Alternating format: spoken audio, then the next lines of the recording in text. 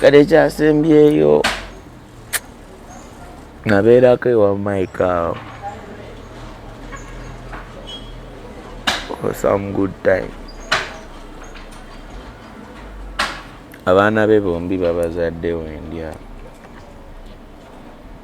Teri kintu kyasinga kunnumanga kubanga omwana eyasooka abatandikirawo ebigambo nga baagala kunjawula na Mike kubanga yekka mu family yekka yamanyi ebyange. Is my only next of kin I have on all my documents. All my documents is my next of kin. Nga baagala just twawula ne batandika awo ebigambo mbu omwana nga nfaanana nnyo omwana wange. Sajja watu teyabiwa makulu, tetwabiwa makulu ne tubagamba balekera. Same thing ku mwana owokubiri kyo si kye kiri awo kiri too much, but recently a few months ago balina I have a reason as to why nze saavaayo kubyogerako for all that time. You've been processing. I've kept quiet for a very long time. Osoose kunyamba waliwo kyewangamba sooka nakyo kiseewo kikuveeko. You know when you keep something on your chest all the time, nga busaba kikuli ku kifuba all the time. Yeah, I feel like nina ebintu bingi ebindi ku mutima nina otuuka ne kiku-affecting. Nina ennaku gyempiseemu gyempulira nga I am tired of feeling that way. Mpulira nga njagala kufeelingako. How does it feel when I talk about these things ne sibisirikira? Nandibadde sivaayo kubyogera naye nina ebintu bye ndabye mu famire nenkuzizza. Nga sebetaaga beera mu famire y'omuntu. Omuntu anaye nze siina musango gwe nali nzizizza. Bwe mba nazaalibwa maama wange nga walina obuzibu ne maama wange. Don't put it on me. Naye gwe embeerawo mu bulamu obwoku tugabagana. Omanyi blood ekitintale erimu story yange nyingi. Kitintale, it's where my entire story has been. Nga tetunaba nakomawo mu ndongo biki. Jjajja wange ono gwe njogerako gyali era nkimanyi ebintu bino agenda biraba. Naye nina ekibuuzo kye njagala okumubuuza kyenemeredde omubuuza nga tuli babiri fekka kubanga tetutte. Every time me and him we get to sit down and talk tetumaliriza bulungi like ye andaba nga alina nina ekikyamu ekindiko every time. Either saagala kola oba ndi muyaaye oba ndi biki oba njagaza mukazi w'omu kuba closest relatives bange. Like I know nze yono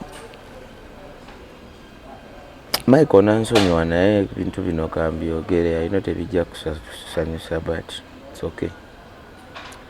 Nze yono nali nkula nga ndi mu primary naye nga wogamba nti kampitireko ewa jjajja. Nze kugaye twali baavu twali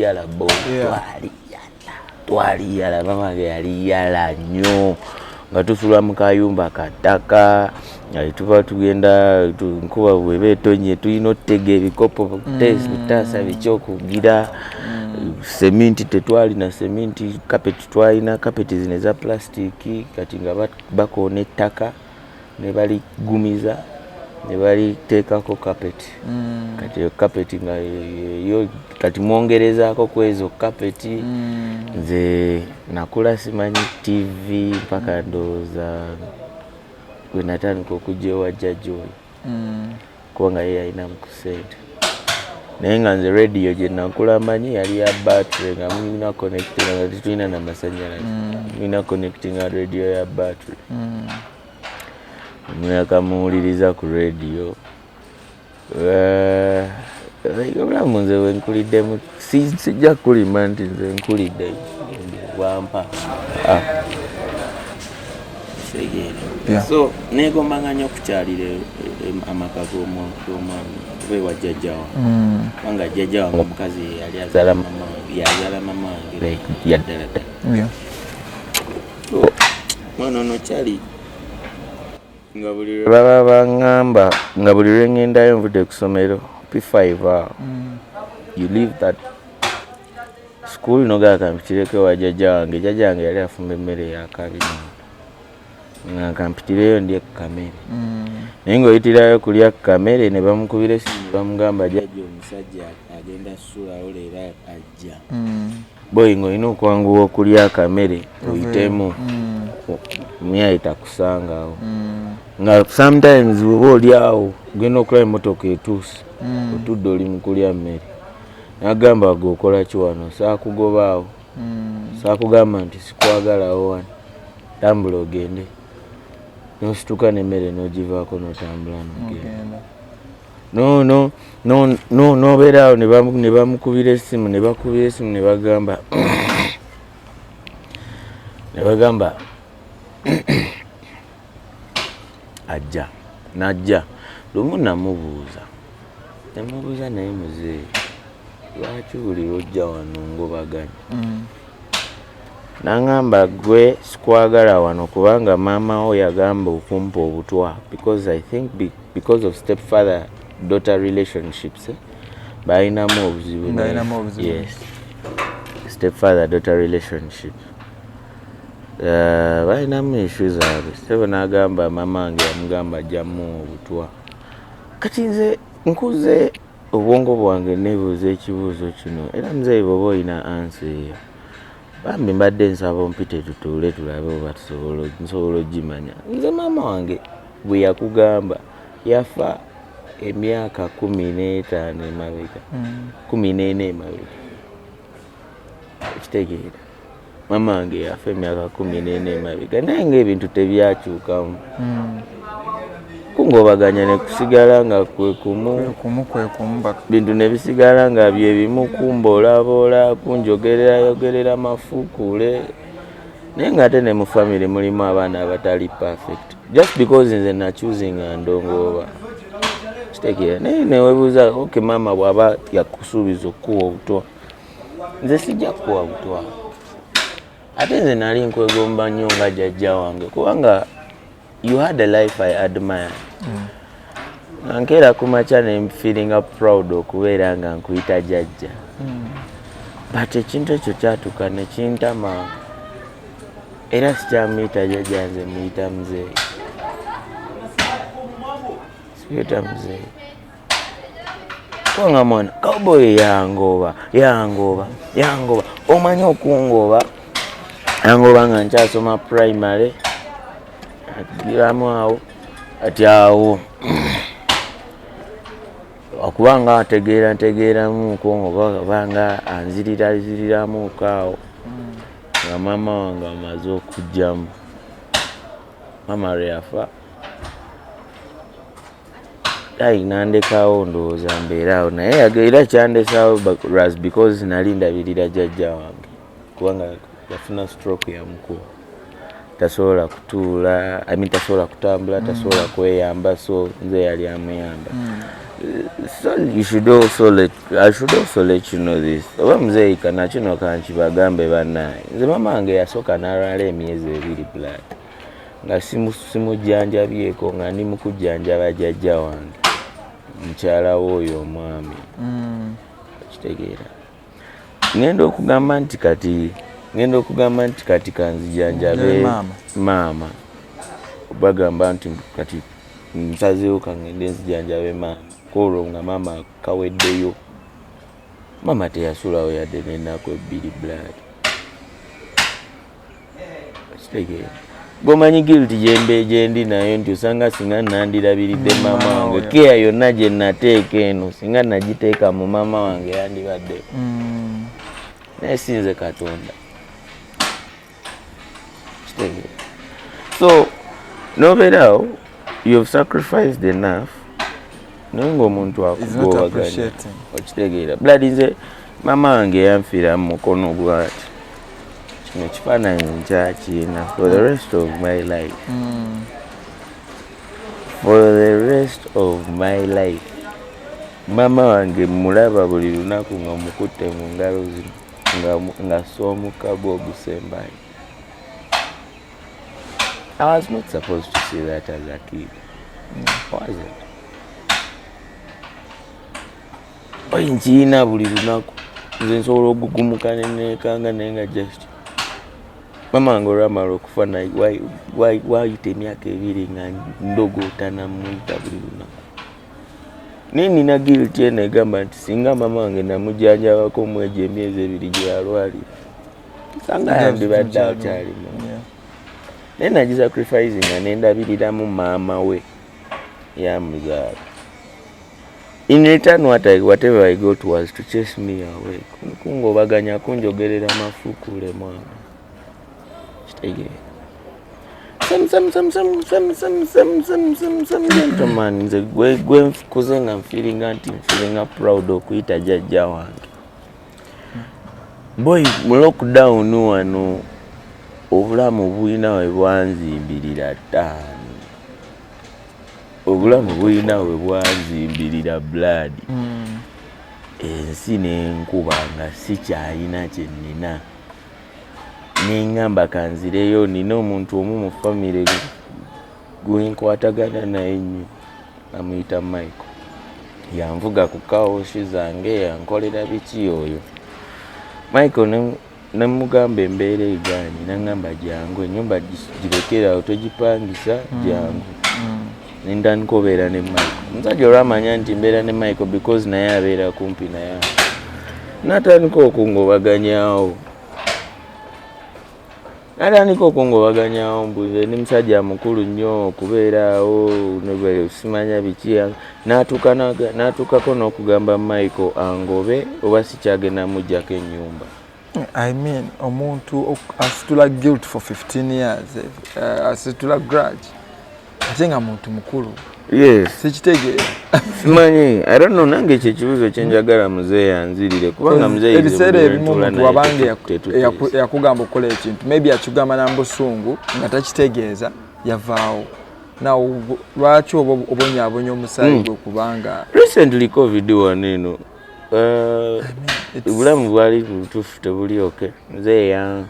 Nze yaŋŋamba nze saagala kukola naye nze ekibuzo kye njagala okwebuuza nange nti you want me to work for you mpoote ku site byeno byenkola mu industry tobyagala tebireeta ssente mpoote ku site naye ate nze omuntu omugo wagobaganyanga nze omuyaayo omubbi omukumpanya gwe wagobaganyanga ate nze gwe wali oyagala nkukolere gwe nalemerera okukolera ate n'otandika okungobaganya nga nze kubanga nze wa muzeeyi yaŋŋambako nze bw'oba okyala ewange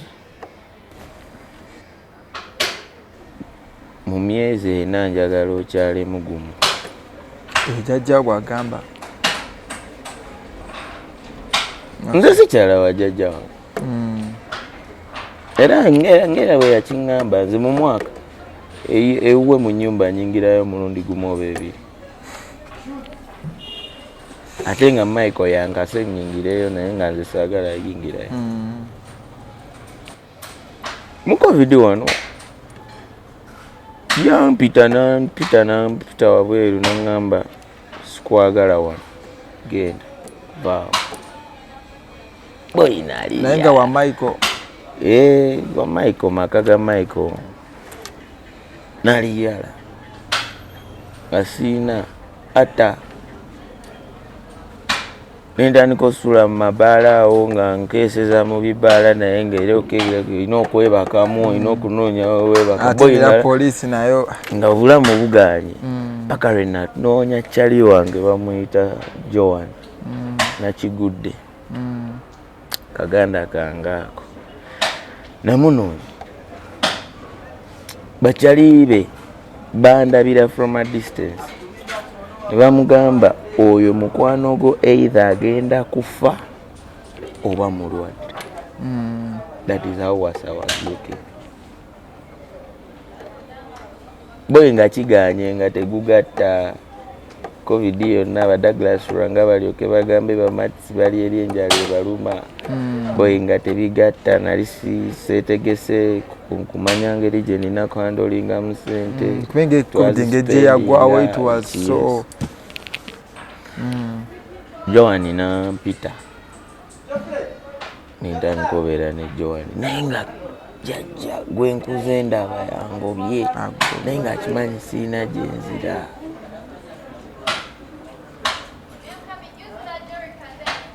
Siina gye nzira boy.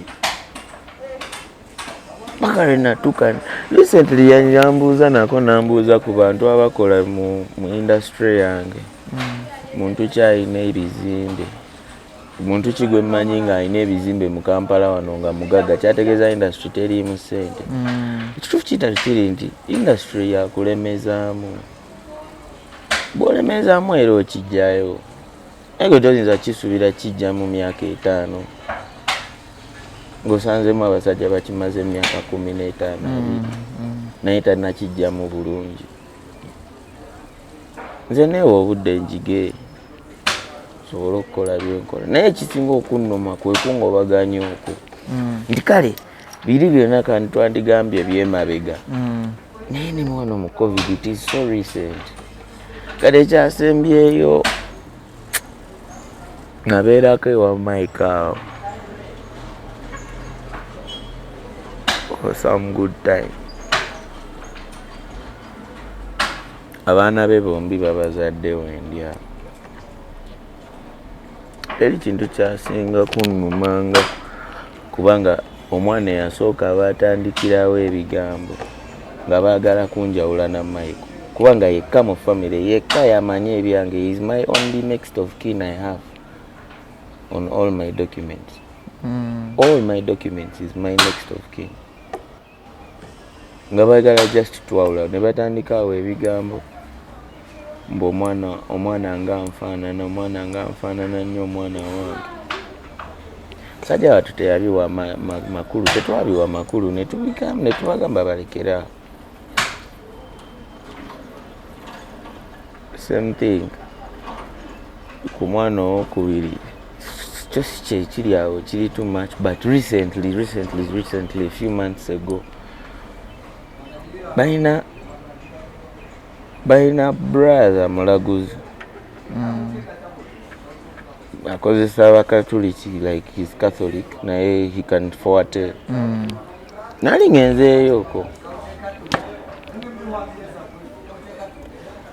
so mbu n'abagamba mbu nze taata w'omwana asooka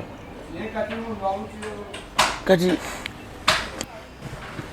mwana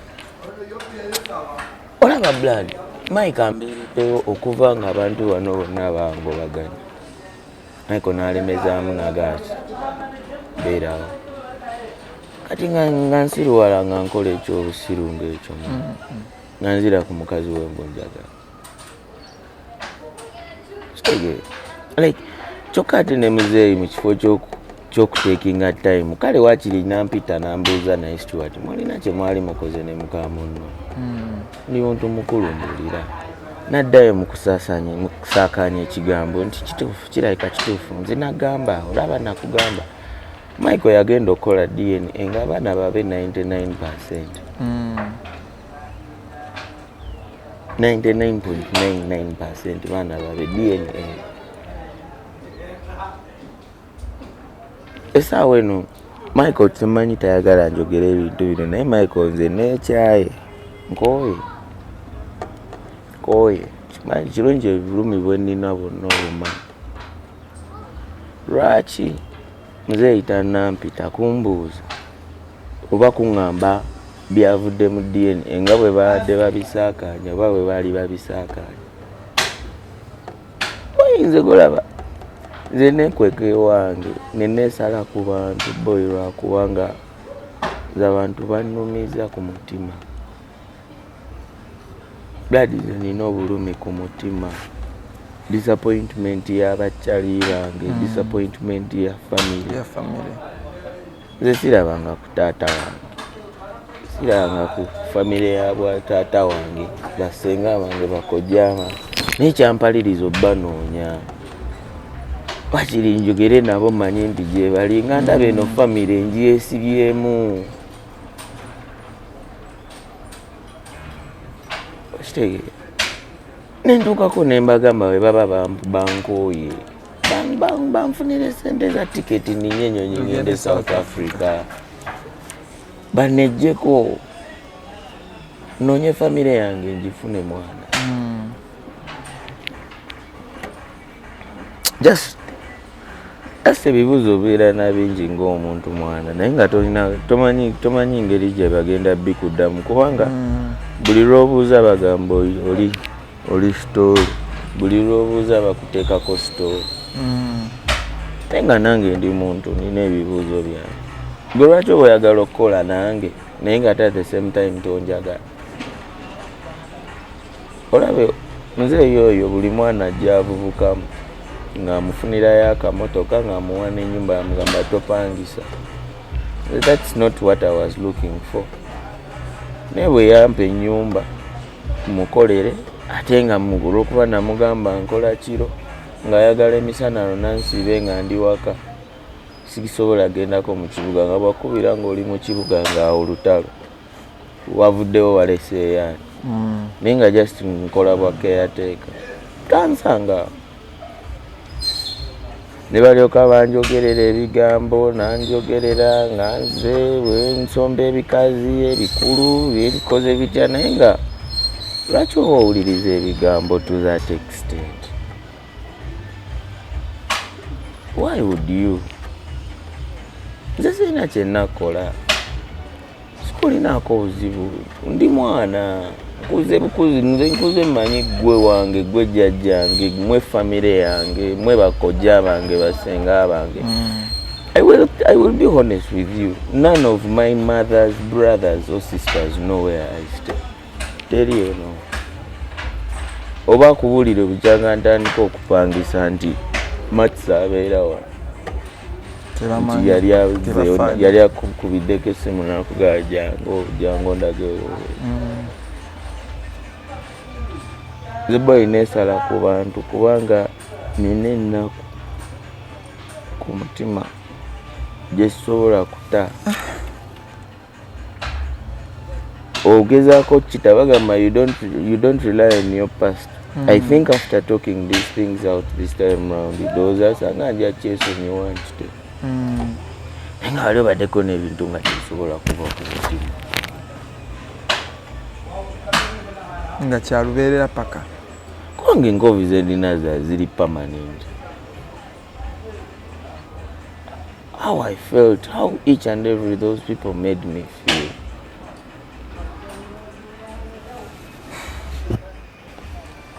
Wow. Ati onjagaze mukazi wa Michael omuntu akyasinza okumbeererawo mu nsi mba ntegeera ntya era batutegeera kubanga omuntu aba nga is your pillow whenever you're having problems. Anytime I call him, he picks my call and he responds. Ne bwe mba nfunye buzibu ki ajja nansanga wenda. Lwaki oba oyagala okunjawula n'omuntu ng'oyo? Nga gwe kennyini gwe yaŋŋamba mu nsi eno ndi bw'omu.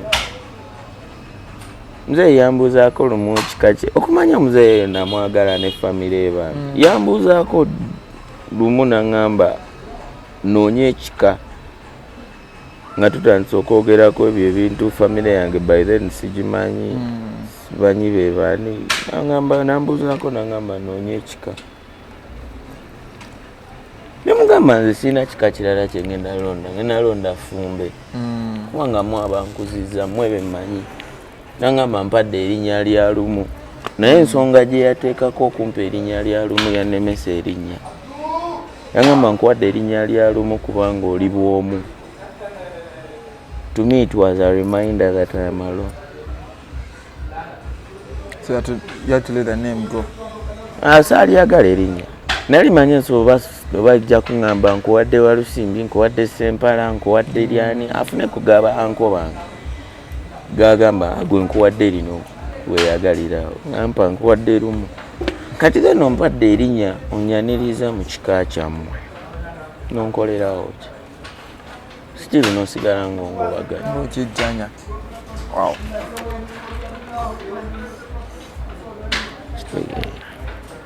Sigala ng'ongoba mwana. Alright, ndowooza engeri gyoyogedde ebintu bino ebimu ogenda byejjako. You're going to let it go. I have a feeling nti it is so hurting. Kubanga ekifu kiri nti mpulira nga I have held these things for long. A while, yeah. Nga tulina gwali tuza n'omugambo waayi kino ne kino. Nedda ne Mike ebimu yakabimanya. Kuba kyemmanyi even some of your friends bagamba but lwaki atwesala. No, most of my friends who are close bayinza okuba bamanyi ekyokuba nti omukazi yankozesaako nga ndi mwana muto at an early age. Yeah. Naye kyakanko wange okunkozesa nga tricha. That is something I have never said in my life. God, it's chinkubya nyo wala, like I mean, and you're still proud walking ngomuntu gwa akozesa omulaba that mutu no namuli yange siyaga, like seriously. And anyway, no, there is a time yatuka nakula ndowooza. That is why sola namwogera linnya. Naye nga mwe mukimanye mu family yammwe mulimu omuntu eyankozesanga. Sigala mwogera linnya because I think yatuka nakula kati alina family, alina omukazi n'abaana. Naye at least wandinoonyezaako ne tubyogerako. But you're not even remorseful on what you did. Golowooza nze nabyerabira. Oba yali alowooza engeri gy'oli akato. Ati boy omwana omuto oyo omuntu gw'ogenda okukola ekintu kimusigale ku bwongo oba ku mutima for the rest of his life.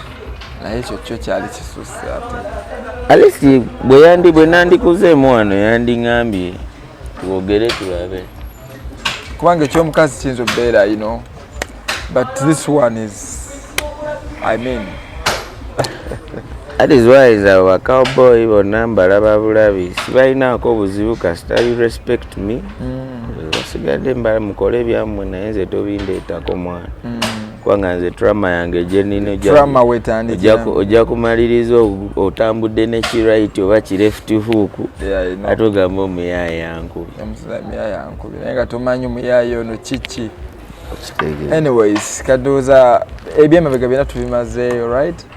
Katugende ku ndongo. Ndongo b'endongo. Wakati nange we defined you with music. Endongo eno okubeera serious ennyo mu ndongo. Ogimazemu emyaka emeka? This is my 9th year.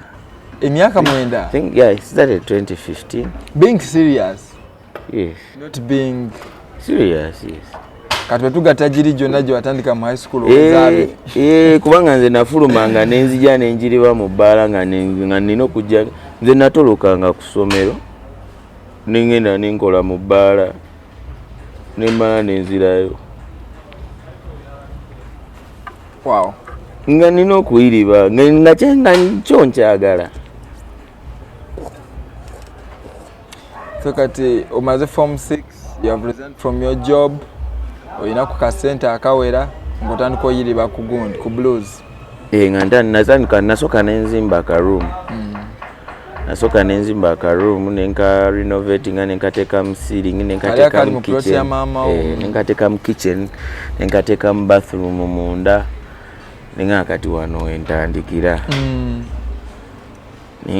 Ntandikira mpola nga wembeera wenva nengenda nensanga cuts ebiseera ebyo nentandika okubeera ne cuts nga nze personal assistant wa fee nga yeetaaga fee ayita mu ggwe.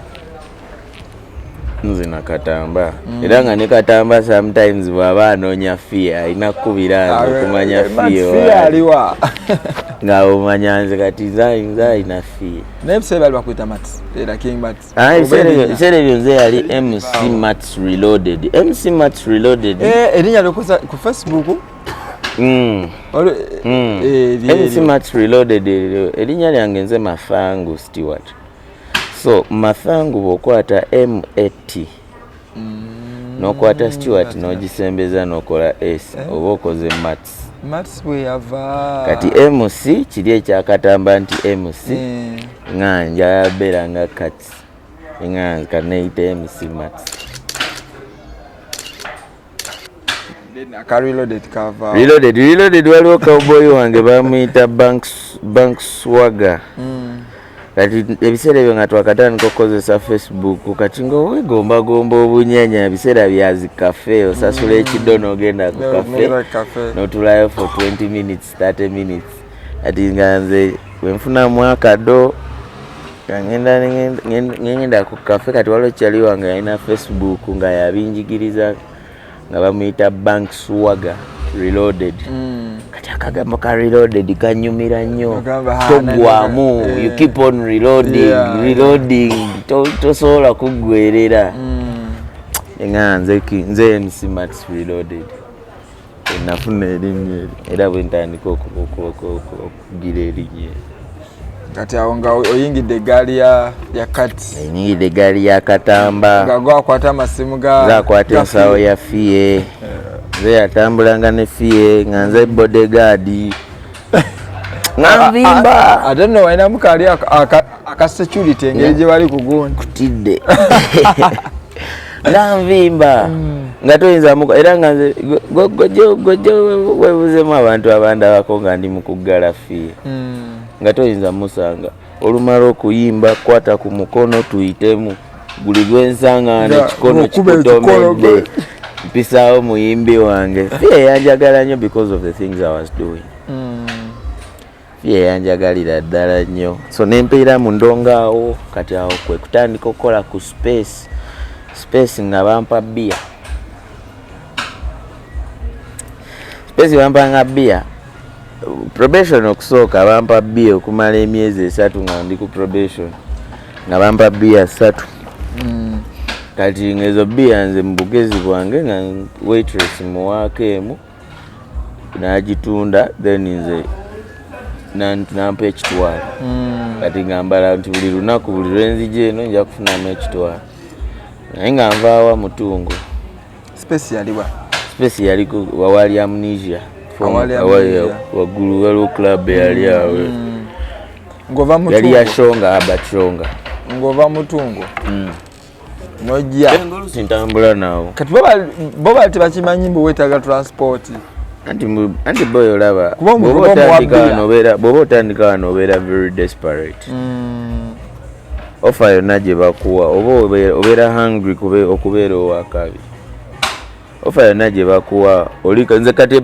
ezo bina bisibiraba nga ntunuulidde kimu opportunity ya microphone ate nga ngenda kukola n'abakabi space yalina nga badijja abakabi awo nga kavimbo konna nja kukafuna manyi nja kukafuna kati we yakoleranga biki we twakolera zi birthday za Bruno K Desire Luzinda tuleke tuteeke limousine mu traffic jam nga tuli abiseera byonna nga tuli ni ku space ntandise endongolo ntandika okukola bangamba kati probation ya in-house MC nga nkola ku space nkola naye waliwo omuntu eyanyiizanga waliwo omuntu eyanzijangako simanyi oba yakikolanga intentional oba nedda Roger gwe Roger ki? Manager Roger oba Roger Slick Stewart and Roger Yogera ebiseera ebyo Slick Stewart and Roger baali bakabi ebiseera ebyo baali banene yali brand yali prime time yaabwe kati nga mutufu negomba okukolako ne Roger negomba ng'era Roger lwataze na MC we right nagamba leero kamulageko nti nange mmanyi yakola kyekyo ekikusaba okukozesa Roger amaliriza ozanya midnight naye nga oyinza okukwata microphone nga ku 5 3 awo ajanga naajja bivaawo ajja tambula agende kwegamba buli wajjanga n'okwata microphone nga negomba okukola ne Roger kuba Roger yo by the mumanyi tuwemanyidde like from Kitintale aina family friend wange gwe ya dating nga bamuyitanga Dorin oba mwalina ka so beef nga twetwala like Dorin yalinga sister wange era family eyo batwalanga ba sister wange na ba brothers so nga nze kitaka tumuyita muko era nga tubeera ewaka ne tumukubako olwali kitaka mkyala kitaka kati nga mmanyi tandikiriza okujja mu ndongo nzija ku Kyoto nzija ku Heights ekitegeera Centenary Park nzija nemanyiza endongo waliwo cowboy bamuyitanga DJ Bash yanvuganga nangamba jangu tugende nzija mu ndongo onyingira Centenary Park ati ntani nsanga Roger mumanya azanya DJ waka bigamba kiwedde ono homeboy sanga DJ Primo wakabi namba ono homeboy Creamius mina ko bizibutani homeboy kati kankole ne Roger kwita kitaka yalina ne company bagiyitanga Legal End Entertainment okumanya nali followinga kitaka nga njagala music nga mwengomba kati nga mbagala bonna ba cowboy njagala befasa tuli ku kyalo kyekimu Kitintale Roger nga buli lweninya kugune mu busi naye nga amalirizo zanya nga kinuma kasooli nyanga agalawo omuziki nga kinuma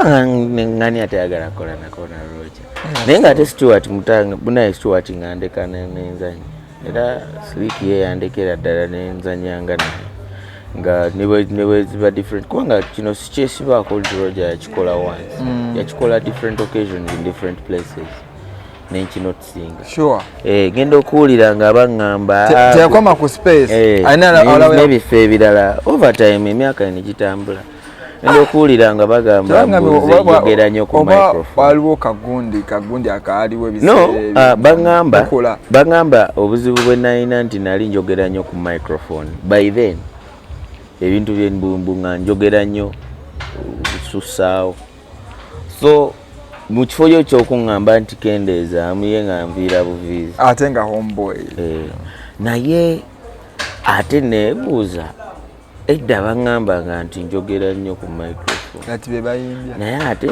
naku zino ndaba buli MC hype ne energy bifaanagana nga bye baŋŋambanga nti nayogeranga nnyo ebiseera biri nga boys nakwatanga space eyo nenjikumako omuliro ne bakuba enduulu that is why I'm called Mr. Make Some Noise ne bakuba enduulu nononyayo punchline nga mbutufu egenda muleetera okugira n'obuzaba buli mukyala nga yeegulidde ekyokunywa kuba ku nduulu bulirayo mukazi nga yeegulidde ekyokunywa n'atakulaga nti yeegulidde ekyokunywa atali mweyo abakazi bagala okweraga era abalina ogikubira ddala buli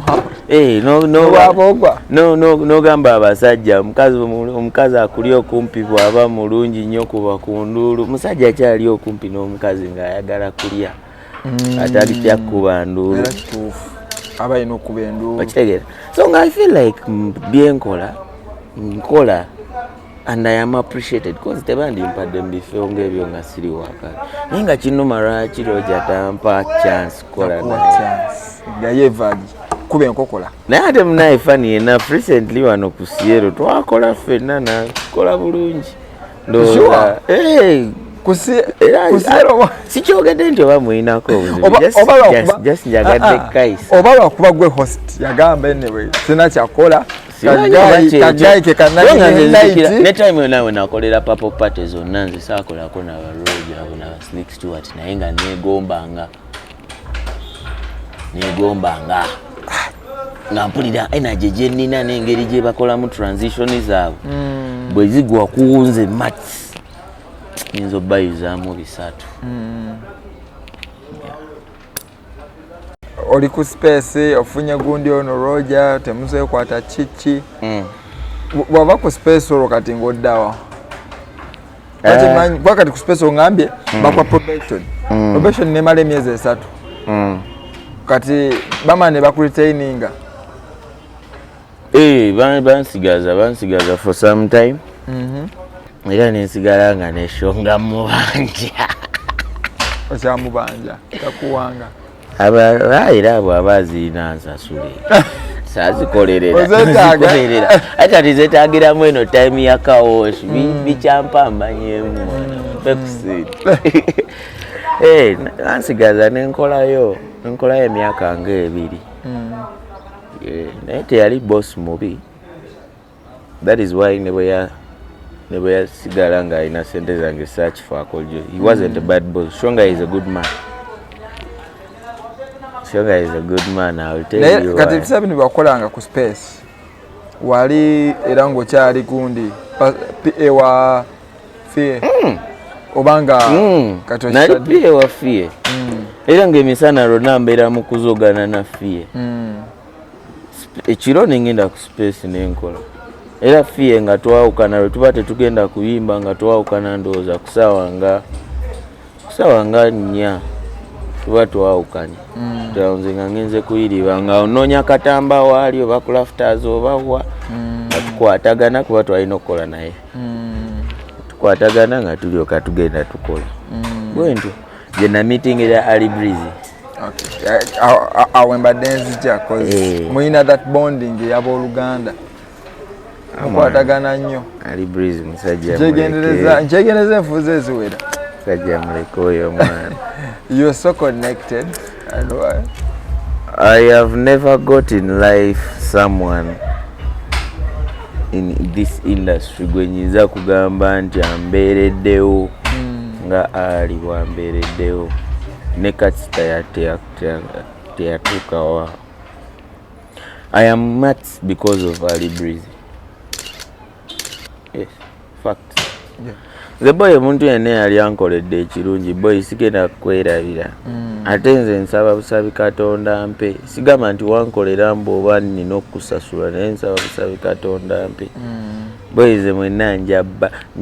Nina ebintu bye ndowoozaako.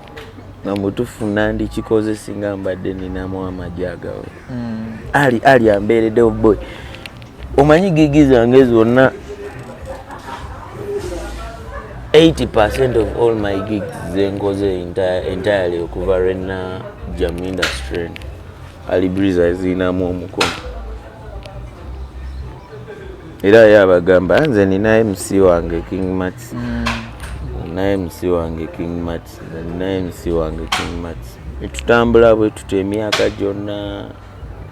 Tujja tutambula naye tukoze introducing nze mu baazi. Ali Breezy introducing nze ku XFM. I wouldn't have been working on XFM. Okay. Naye Ali yampulira lumu naga naye musikiriya. Ali angrumi nze mu okubikaminga MSO wakabi. Tinze kati manya nti DJ agenda kuteekawo transition nemuyita n'agisuulayo perfectly. Okitegeera ate naye n'amanya nti kati wano Mats bw'asonga bw'ati olugalo waggulu agenda kwogera. Tulina kodi zaffe. Songa bw'ati olugalo waggulu agenda kwogera. Ati wano ye n'asikayo nemba kwa punchline nemukuba enduulu n'agizaayo endongo n'enyuma. Nakwatagana ne Ali. Like Ali osobola owulira nga scratch nga nomanya kati agenda kukyusa mu luyimba. Kitegeera nomanya awo nomanya azzaako kino. That is why to call up Nzene Ali Breezy, we are a perfect duo. It's one thing I can tell you. Yes, ng'abavubuka tukula responsibilities ne tuzituwamba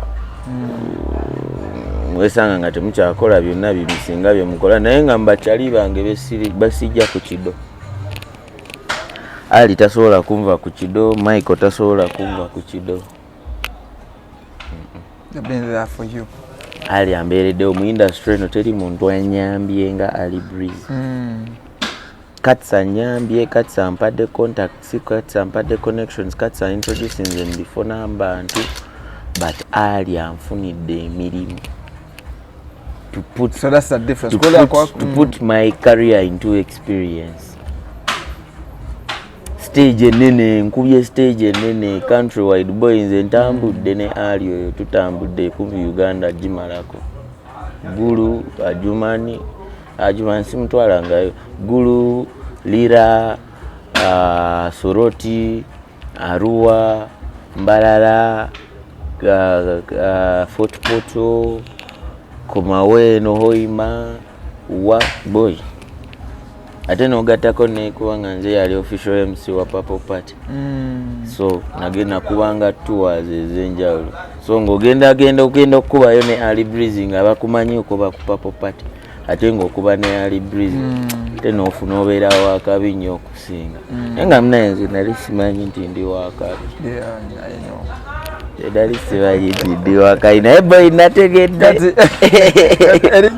Kati erinnya kuba wali ng'okyali mu space ng'okyali PA wa Fiye wali MC Mats Reloaded. Kati King Mats zijjawo litya? Ali Breeze. Ali Breeze yambeerako okumala emyaka nga 2 nga ngamba Mats kyusa erinnya. Kyusa erinnya. Erinnya n'olyo n'eryo omwana oli MC Mats kyusa erinnya. Kati waliwo scenario babukinga Mats oli naye nga baali baagalana. Gayi nankubira na ndaga dissatisfaction nangamba Mats mwana nompereza omuntu mbu yeeyita erinnya lyo ne mugamba boy saafunye ku kasimu ko. Nangamba waliwo omuntu wano yeeyita Mats naye nadde njagalago. Nangamba ne akuva olwo nenga kati awo kati nfuuse eki nenoonya amannya nenoonya Mats Lion nenjagalako kweyita ki paka lwe nanoonyereza mu byaffe ebya South Africa. Anti wange nangamba nti ekika kyenvamu South Africa kirimu loyalty. The Zulu. Yes. Ekika kyenvamu kirimu loyalty. Enga kati ate eriyo Zulu King omulala e Uganda. Nenfuka King Mats. Awo nentandika opushinga erinnya. Ninga King Mats namukyusa mu 2020. Sure. Ezebe na wali MC gundi. MC Mats Reloaded, yes. Era ne bolaba ku social media zange zonna branding wange t-shirts ze nambala nga zali MC Mats Reloaded. 2020 COVID yao kampisaamu eggaali ne ka heartbreak awo. Heartbreak. Ka heartbreak. Kwegambe wamma kyevola bakulaba. 2019 2020 awo. Kati awo. After that awo ewali firimu entuufu awo. Nengamba kati kankyuse erinnya. I took time off out of the industry. Nga siina simu ya WhatsApp, nga siina ki, nga ndi mbeera wa Michael. Nengamba kati biki byenjagala okukola. Nengamba COVID bwaggwako njagala mbeere CEO. Ngamba COVID bwaggwako njagala mbeere nga nkola empowerment programs. Banga nali nzikola naye nga nali nzikolera mu Mats Factor. An idea I had back then. Nentandika mpola nfuka King Mats since 2020. projects zange zonna ideas, that is the rebirth of all my ideas. So byolaba byenkola nabirowoozaako. Was a pull back naye n'ebintu byeyakuyamba ebipya okufuna. I always come back when I fail. Because you said COVID, you had the COVID effect, then as well why not heartbreak. Kale okimanyi nti COVID life yankuba nentuuka Joan nantwala okunsuza naye nga Joan ennyumba gy'alina alina omukozi alina abantu so nga waliwo kasitowa kasitowa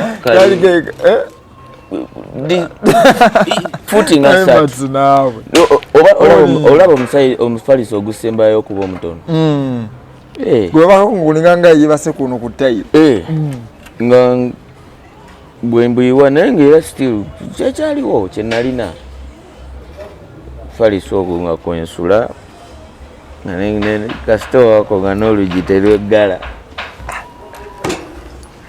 bayingawo life egaali depression gaali y'amaani pakati walina depression ya COVID tokola kala ate nofuna heartbreak omukazi agenda kati gwe kukyolina omanya nze COVID yampisa bubi to an extent nti nze nakubirako shonga essimu nengenda ebuziga nembeera ne shonga naye nga nina family ate nga jjajja nga alina amayumba almost in every district of Kampala, I mean every division of Kampala. Nengenda shongo oyo nanyaniriza nembeera ne shongo omwaka mulamba ngabeera ne mukyala we Sasha Brighton netubeerawo netutambuza obulamu. They were not bad people. Mwana nze abantu banyambye nze boyo abantu banyambye ate nze sobola kweka muntu anyambye gwe kyolina omumanyi era nabakulumiza nabo ndaba tubakweka n'abanumiza nabo boy sobola bakwa. All right, now King Mats is born. Because King Mats awe bamuzalira kaka toli abadde MC Reloaded so se wa Stewart kati tugende wa MC Mats Reloaded katuli wa King Mats.